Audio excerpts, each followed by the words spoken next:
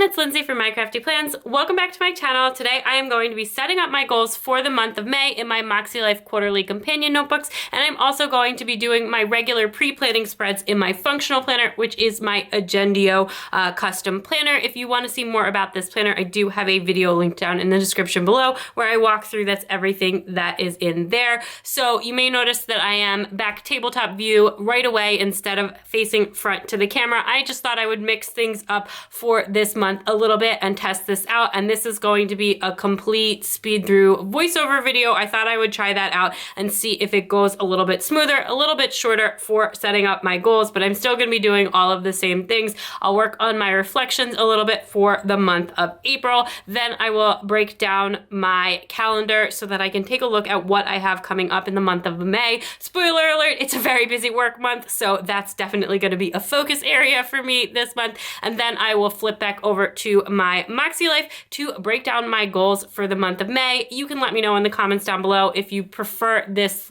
voiceover sped up video or whether you like the whole talk through thing that I was doing in my previous months down in the comments down below. I'm open to doing it either ways. I just thought I would give this a try and see if I could get it in a little bit more of a condensed format for you all. So if that sounds good, you can stay tuned and I'm going to jump in. So jumping in with my functional planner, I'm just going to set up my decorative cover page and then work on my monthly calendar spread before I start my goals. I always like to have my calendar set up first just because I like to know like when events are coming up or any major work projects or deadlines that I already have. And then this month that obviously goes double because I am working around a work trip that I, one, have to do a lot of work for before I leave for the trip. And then two, I also have like the actual trip that I need to build into my plans for the month. So my goals, other than my kind of work stuff, are going to be a little bit later. There's obviously still a ton of stuff going on and like certain smaller things or things that I just want to focus on throughout the month. But like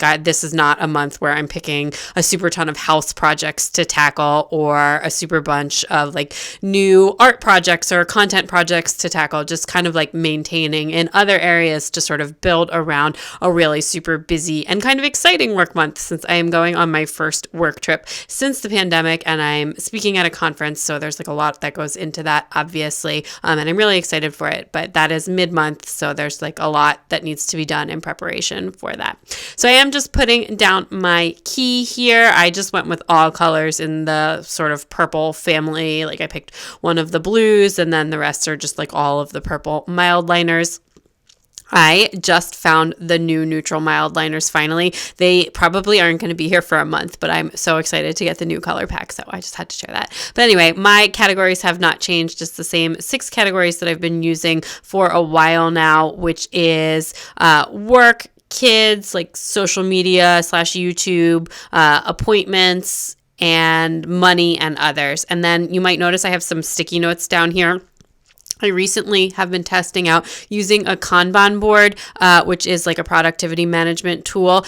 And I have just been using it for YouTube and work projects so far. So that's been going super well. And this will be the first month that I'm like really fully committing to it. I just played around with it in the back half of April after we got back from vacation. So I made my content calendar on my calendar and then I used the sticky notes to set that up and then transferred that over to my Kanban board after I finished filming this video. I have actually just been using this for work for like a couple of weeks, and I've got like my May projects already set up for work on my Kanban board. If you want to see that, let me know in the comments down below. I will definitely show that on my Instagram, and I've showed it on my stories before already, but I have been really liking that. Other than that, we just have like a couple of other events, like a lot of soccer for the kids, some birthday parties, some other random things here and there that I just wanted to note so that I just can lay down the base once. I am looking at this now and realizing I forgot to put in like the financial paydays and stuff. So I'll circle back and do that after. That's not really super pressing though. I just do like to have it in there. Switching over to my MakseLife, I am just going to quickly show you what I'm working with. That is my Q2 quarterly companion notebook. This will be my second month in there. I also have my annual goals notebook out, as well as some stickers from Planner Kate that I thought I would use this month. All of my pens, mild liners, and dot markers that match the color coding. I also have my Q1 companion notebook out because I did a goals refresh where I went through all of my goals and picked focus areas for Q2. So I wanted to make sure I had that handy. And then I also like to keep my calendar spread open while I am looking at my goals. So then I'm just taking a quick run through back, looking at my April goals, just checking off anything that needed to be checked off. I don't always remember to check things off week to week, but especially since stuff that I handled in this past week, so I hadn't really looked at it. And I just wanted to run through it really quick before I jumped into the reflections. Now, this month was really, really good. I rated myself a 9 for this month at the bottom. And honestly, our vacation was just so amazing. The week leading up to the vacation was really stressful, but I do actually feel like I did a good job managing my stress that week so that it wasn't impacting my interactions like with my family or with other people, etc. I just feel like I handled that really well, maybe because it was like such a specific COVID-related anxiety stress. We had just had some incidents in the run-up to our vacation, but everything worked out well in the end, and we made it, and we just had the most amazing trip, and that just really lended a color to the whole month. Other than that, beyond vacation, I had like a really great bounce back after vacation. I was able to go back into my routines really well and like pick things back up pretty easily and get the other things that I wanted to get done for the month done. So I'm feeling really proud of how I handled the month, and April was definitely a really strong month. I probably like our strongest month since January. And I do think part of that was how thoughtful I was with my goals in April after having done the whole quarterly refresh process. I just found that process tremendously helpful. Again, I do have a video on that, which is linked in the description below, and I just was feeling really good about my goals.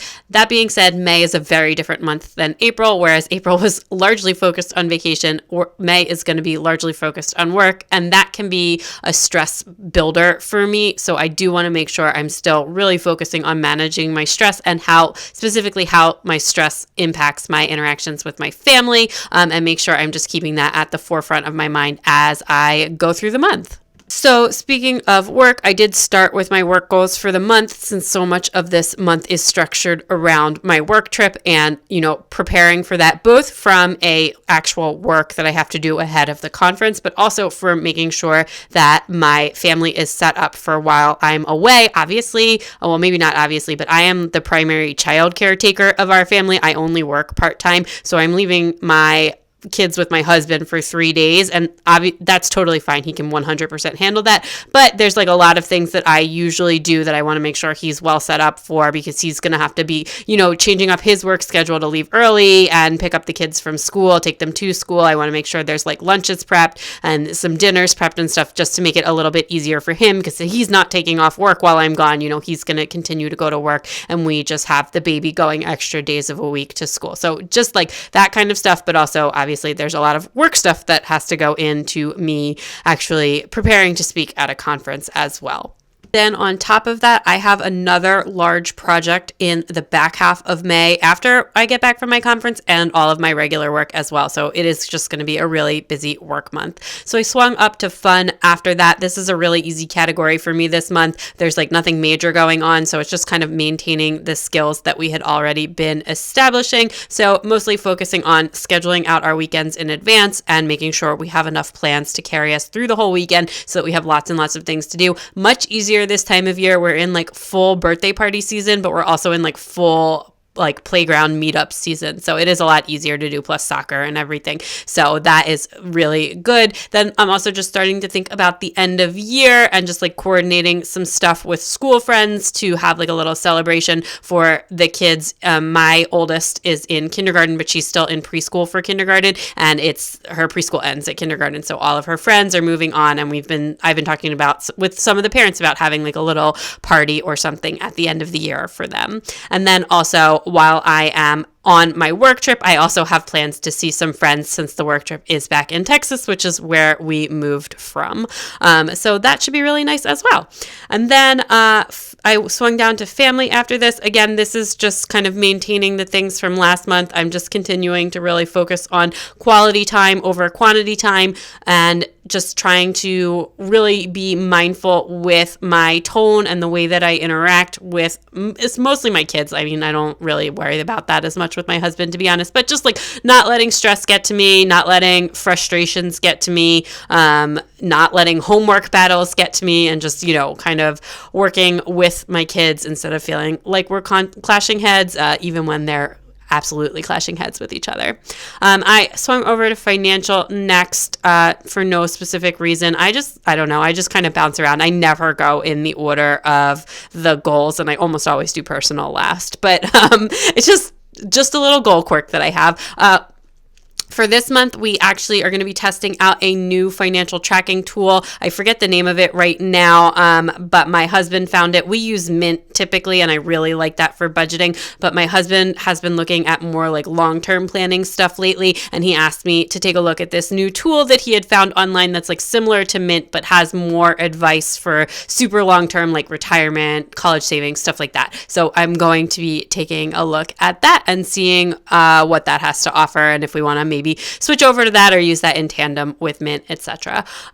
Then for health and wellness, again, just maintaining things from last month. I have been doing really well with 3 workouts a week, so I'm going to keep going with that. Might be a little bit hard during the work trip week, but other than that, I should be able to stick to that. And then also just my regular dental routine and cycle tracking. And then I went to the personal category after that, personal growth category, and that's just mostly around like de-stressing, focusing on the positive, trying to stay upbeat, and particularly I put something in like against managing work stress in particular, since I know I have a really, really busy month with back-to-back large projects coming up, which I don't typically like to schedule, but this was a little bit unavoidable this time. And then down in the home category, still focusing on our outside spaces. We did buy a swing set. It's going to take a little bit of time to get here. I'm super, super excited for that. But we have a couple of other outdoor projects that we are still working on. Maintaining the yard. We want to get some new shutters for the house because we had a bunch of them taken off while the house was under construction because they were breaking, and now we just like have no shutters on half of our windows, and we just kind of let it slide for a while. But it's now that our lawn and our landscaping looks so good, it's like really jarring and noticeable with the shutters, so it's time to tackle that as well. And then I swung up to personal last, and I just divided this between like routines and goals, because I have a bunch of routines that fall under like things that I put in my habit tracker that fall under the personal category, so I put those in on one side. Nothing new there, just keeping up with my planning, my pending list, the kids PM routine, which is like our after school routine, and then my morning wake ups, which I actually feel like is finally starting to go well. And then I have a couple of other goals, mostly around the Kanban board and like content planning for the month. So I'm really excited to try out the Kanban board and to keep everything else going, and also to put content and YouTube specific goals in my planner, since it is such a large part of my life and I just enjoy making these videos for you all so much. So then the last thing I am going to do here is just swing back into my functional planner to transfer all of my goals for the month over to my dashboard spread. And while I was doing this, I just grabbed that washi that I was working with. All of the Simply Gilded stuff that I used for this month was from the Iridescent Ink box, one of my favorite boxes, and it's a little bit harder to match, so it's perfect for doing something like this where I'm just using stickers from that kit. It's not like a washi that I get to use super often in my memory planner or anything like that, and it is just so beautiful. So I have this custom dashboard that I built into this planner. It's got a to-do section, a work section, a to-schedule section, a video section, and then it has a note section, which I have transformed into my habit tracking section. I wasn't really doing habit tracker prior to this year, but with MakseLife and all my goals, I've incorporated that. So the section says to notes, but honestly, this whole year, I've just been setting it up as habit tracker. So I'm putting in my work here. In this work to do one, I don't put like my goals around work. This is where I put like my specific work projects and like the things that I actually have to do to get paid. Because if you don't know, I work freelance. So it's like very project-based work. again, why I think that the Kanban board may be a great addition to my planning system, since that is really what that's designed for anyways. But so I just put in the work projects that I know I have pretty much a good idea of exactly how this month is going to go work-wise, just because I have 2 large projects this month and I can't really handle anything more than that besides like my regular work as well. So I don't expect anything unanticipated coming up this month. I mean, you never know, but it's just not, that's not really super feasible. And then I'm just going through everything that I wrote down in my goals and putting anything that's like a specific task where you can say, yes, I definitely did this, check mark, and I put that in my to-do list for the month. The ones that are more like feeling emotional, I don't tend to put those in my to-do list. I just leave those in my goals. And then the ones that are like habits, weekly habits or daily habits, I put that in the little notes section, which I have transformed into my habits section. And I really liked how I did that in the month of April. So I kept that up for this month as well, making the separate columns that say daily and weekly, and then just keeping the list running through with the color coding matching the MakseLife. I can pull from this list when I create my habit tracker in my weekly spread each week. To the left of this, I will make my video list for the month, and then I can just check things off as I film, edit, and upload them, but I did not do that in this video this time, so this is pretty much it for my dashboard and for this planner setup.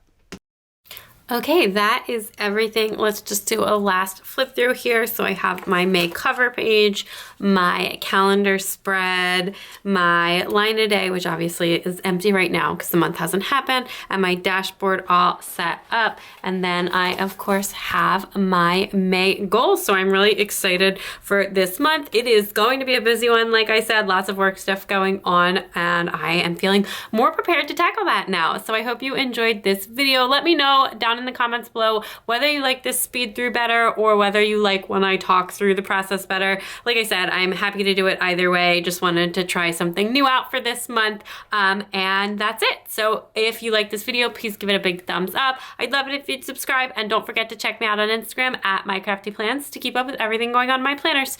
Bye!